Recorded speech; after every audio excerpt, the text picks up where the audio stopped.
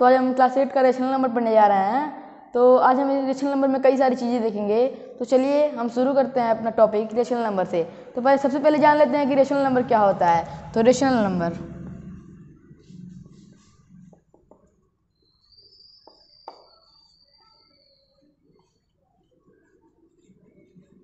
तो guys rational number होता है the number in the form of p by q।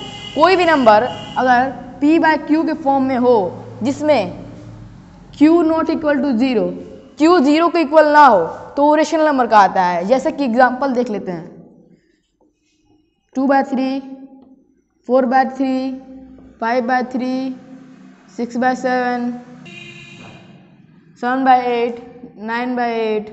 तो गाइस ये सब रेशनल नंबर होते हैं।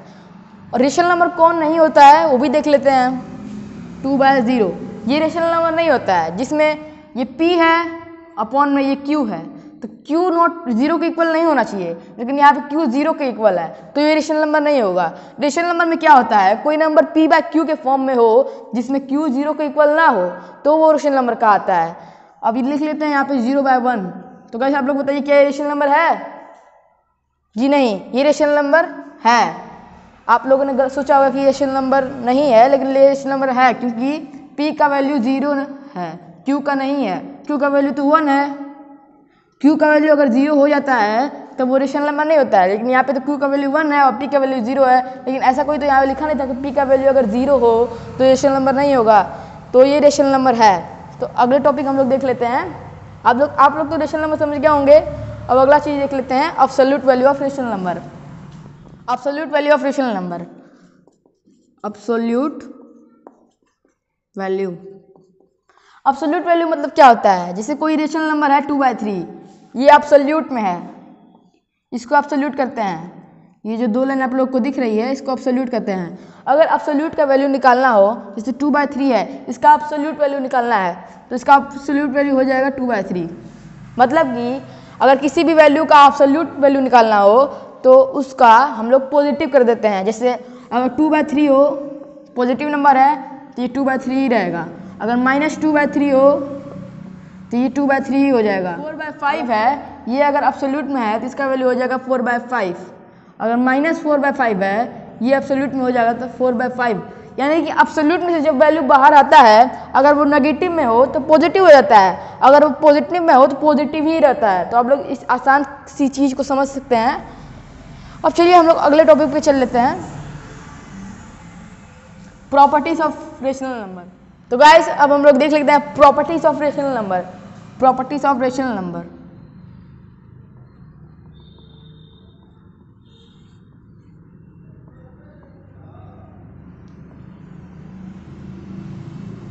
तो सबसे पहले हम लोग देख लेते हैं यहाँ पे closure property of rational number.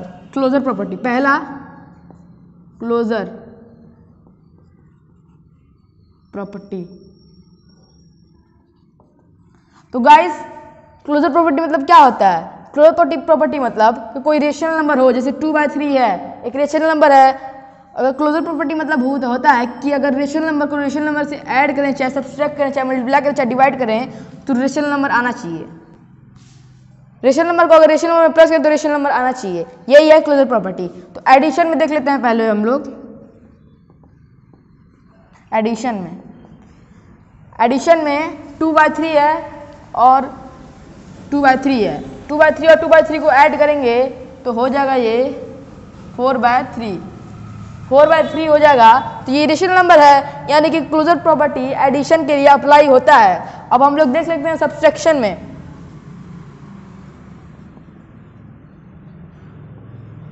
Subtraction में देख लेते हैं 4/2 माइनस 2, रुक जाइए थोड़ा दूसरा एग्जाम्पल, आसान सा एग्जाम्पल ले लेते हैं एक ठो। 7/2 माइनस 4/2, 7/2 माइनस 4/2, इसका आंसर हो जाएगा 3/2। सब्सट्रैक्शन में 7/2 को -4/2 किया जा रहा है, सब्ट्रैक्ट किया जा रहा है और आंसर भी एक रेशनल नंबर आ रहा है। ये दोनों रेशनल नंबर हैं और ये भी रेशनल नंबर है, यानी कि क्लोजर प्रॉपर्टी सब्ट्रैक्शन के लिए भी अप्लाई होता है। अब देख लेते हैं मल्टीप्लिकेशन में।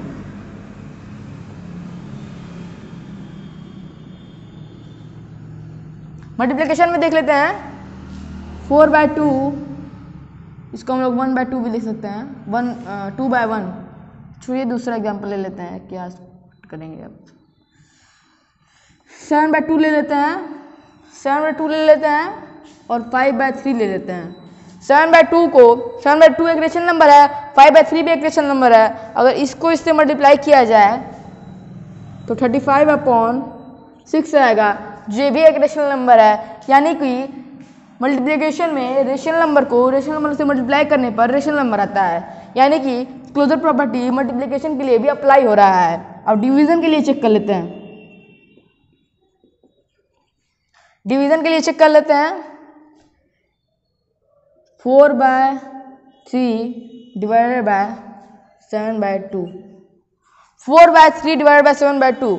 तो 4/3 ये हम लोग आप लोगों ने पिछले क्लास में पढ़ा होगा कि अगर किसी को किसी से डिवाइड किया जाता है तो उसका रेसिप्रोकल करके उससे मल्टीप्लाई कर दिया जाता है। जैसे 4/3 इंटू 2/7 ये कर दिया जाता है तो 8/21 हो जाएगा। ये भी एक रेशनल नंबर है। यानी कि डिवीजन में भी रेशनल नंबर को रेशनल नंबर से डिवाइड करने पर रेशनल नंबर आ रहा है। यानी क्लोजर प्रॉपर्टी, कुछ टेक्निकल इशू के कारण हमारा वीडियो रुक गया था, फिर से शुरू कर लेते हैं। क्लोजर प्रॉपर्टी मतलब जैसे क्लोजर प्रॉपर्टी अभी हमने सीखा कि closure property addition, subtraction, multiplication, division सबके लिए अप्लाई होता है। यानी कि इसमें सब में ट्रिक लगा देते हैं, ये सबके लिए अप्लाई होता है। अब हम लोग नेक्स्ट प्रॉपर्टी देख लेते हैं। अगर गाइस हम लोग ऐसे सॉल्व करने लगेंगे तो वीडियो बहुत ज़्यादा लंबा हो जाएगा, तो इसलिए हम लोग शॉर्ट में वीडियो बना लेते हैं। हम लोग सीधा इसको देख लेते हैं। तो गाइस अभी हमने देखा क्लोजर प्रॉपर्टी, अब हम देख लेते हैं कम्युनिकेटिव प्रॉपर्टी। ठीक है, तो कम्युनिकेटिव प्रॉपर्टी मतलब क्या होता है। जैसे कम्युनिकेटिव प्रॉपर्टी में होता है ये एडिशन में देख लेते हैं। पहले एडिशन में देख लेते हैं। तो एडिशन क्लोजर प्रॉपर्टी में क्या होता है। एडिशन में होता है P/Q plus R/S is equal to R/S plus P/Q। Closure property में एडिशन में P/Q plus R/S is equal to R/S plus P/Q ये होना चाहिए। अगर ये नहीं होता है मतलब कि एडिशन कम्युनिकेटिव प्रॉपर्टी के लिए अप्लाई नहीं होता है, तो चेक कर लेते हैं हम लोग। 2/3 ले लेते हैं plus 4/3 is equal to 4/3 plus 2/3। तो इसको प्लस करेंगे तो 6/3 हो जाएगा और ये भी 6/3 हो जाएगा। यानी कि कम्युनिकेटिव प्रॉपर्टी एडिशन के लिए एप्लीकेबल है। अब हम लोग दूसरा चेक कर लेते हैं। तो गाइस अब हम लोग देख लेते हैं क्लोजर प्रॉपर्टी में सब्ट्रैक्शन को। सब्ट्रैक्शन में वही चीज़ होता है, बस यहाँ माइनस का साइन लग जाता है। P/Q minus R/S is equal to R/S minus P/Q। इसको भी हम लोग चेक कर लेते हैं।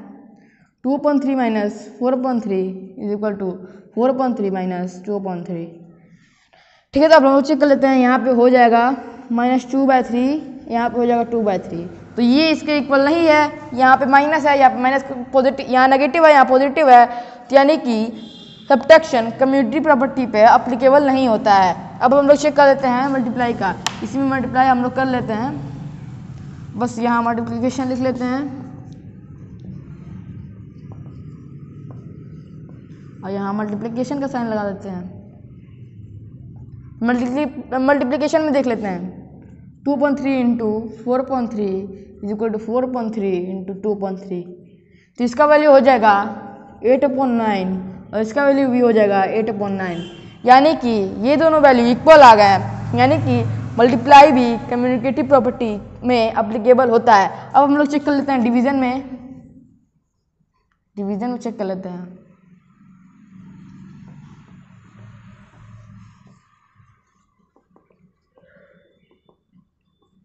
डिवीजन में चेक कर लेते हैं।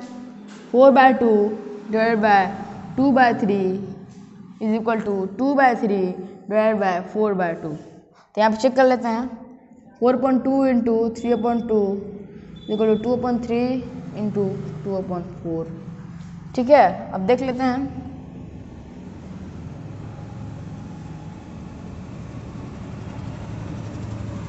इसमें आप लोग देख सकते हैं कि रेसिप्रोकल आ रहा है, दोनों वैल्यू इक्वल नहीं आ रहा है। यानी कि डिवीजन कम्युनिकेटिव प्रॉपर्टी के लिए एप्लीकेबल नहीं होता है। तो गाइस ये देखा हमने कम्युनिकेटिव प्रॉपर्टी। अब हम लोग देख लेते हैं एसोसिएटिव प्रॉपर्टी। सेव कर दो। तो दोस्तों अगर हम लोग सॉल्यूशन करने चलेंगे तो बहुत ज़्यादा लंबा हो जाएगा वीडियो, इसलिए हम लोग ऐसे ही देख लेते हैं। तो एसोसिएटिव प्रॉपर्टी हम लोग देख लेते हैं। एसोसिएटिव प्रॉपर्टी में P upon Q plus R upon S plus T upon M is equal to P upon Q plus R upon S plus T upon M। यानी कि एसोसिएटिव प्रॉपर्टी में क्या होता है, ये ब्रैकेट ट्रांसफर हो जाता है, यानी कि ये ब्रैकेट अगर इस दोनों पर है तो ये ब्रैकेट इस पे आ जाएगा। ये दोनों अगर इक्वल हो जाए यानी कि एप्लीकेबल है, अगर नहीं इक्वल होते हैं यानी कि एप्लीकेबल नहीं है। तो एडिशन में एसोसिएटिव प्रॉपर्टी एप्लीकेबल होता है और सब्ट्रैक्शन में एप्लीकेबल नहीं होता है। यानी कि अगर इसको हम लोग सॉल्व करने चलेंगे तो ये दोनों इक्वल नहीं आएगा, अगर इसमें सॉल्व करने चलेंगे तो ये दोनों इक्वल आ जाएगा। और मल्टीप्लिकेशन में यहाँ बस मल्टीप्लाई का साइन लगा देते हैं। मल्टीप्लिकेशन में भी एसोसिएटिव प्रॉपर्टी एप्लीकेबल होता है। मल्टीप्लिकेशन में भी अगर आप इसको सॉल्व करेंगे तो ये इक्वल आ जाएगा। और डिवीज़न में ये इक्वल नहीं होते हैं। अगर आप यहाँ पे कोई भी वैल्यू रख के सॉल्व करेंगे तो ये इक्वल नहीं आएगा। तो एसोसिएटिव प्रॉपर्टी में ये था। अब हम लोग नेक्स्ट प्रॉपर्टी देख लेते हैं, डिस्ट्रीब्यूटिव प्रॉपर्टी।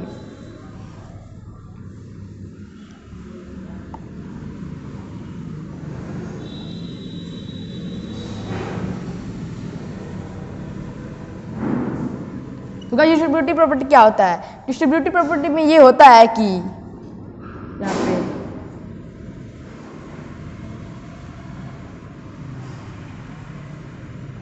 सेव कर दो वीडियो। तो गाइस डिस्ट्रीब्यूटिव प्रॉपर्टी देख लेते हैं। डिस्ट्रीब्यूटिव प्रॉपर्टी में x प्लस y, तो ये हो जाएगा 4 into x plus 4 into y. यही होता है डिस्ट्रीब्यूटिव प्रॉपर्टी। अब इसको हम लोग रेशनल नंबर में भी देख लेते हैं। रेशनल नंबर में होता है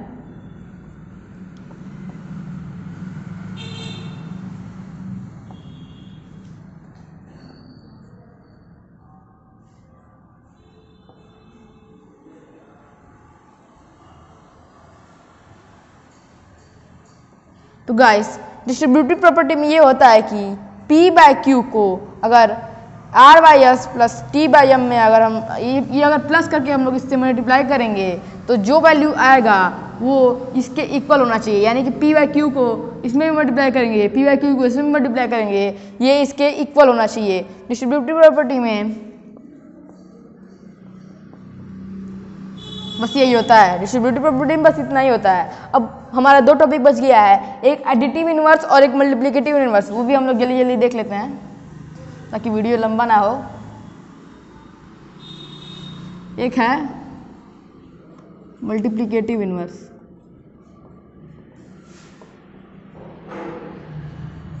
मल्टीप्लिकेटिव इनवर्स देख लेते हैं। मल्टीप्लिकेटिव इनवर्स में होता है ये कि अगर 4/3 का मल्टीप्लिकेटिव इनवर्स निकालना हो तो इसको हम लोग रेसिप्रोकल कर देंगे, ओनली रेसिप्रोकल, बस रेसिप्रोकल कर देंगे तो मल्टीप्लिकेटिव इनवर्स निकल जाएगा। इसका रूल होता है रेसिप्रोकल। कोई भी नंबर दे दे, अगर 2 दे दे इसका मल्टीप्लिकेटिव इनवर्स हो जाएगा 1/2, -2 दे दे इसका रेसिप्रोकल हो जाएगा -1/2। इसका मल्टीप्लिकेटिव इनवर्स ये होगा, इसका मल्टीप्लिकेटिव इनवर्स ये होगा। तो गाइस ये भी बहुत आसान टॉपिक था। अब हम लोग नेक्स्ट देख लेते हैं। नेक्स्ट है हमारा लास्ट टॉपिक एडिटिव इनवर्स।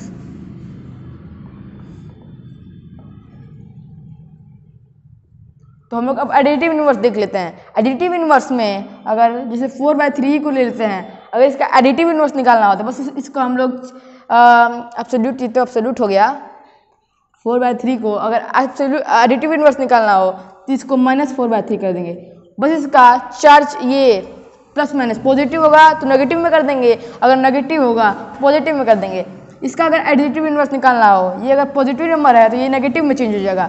अगर -4/3 का एडिटिव इनवर्स निकालना हो तो +4/3 हो जाएगा। बस इतना सा ही था एडिटिव इनवर्स में। तो गाइस हमारा वीडियो देखने के लिए शुक्रिया।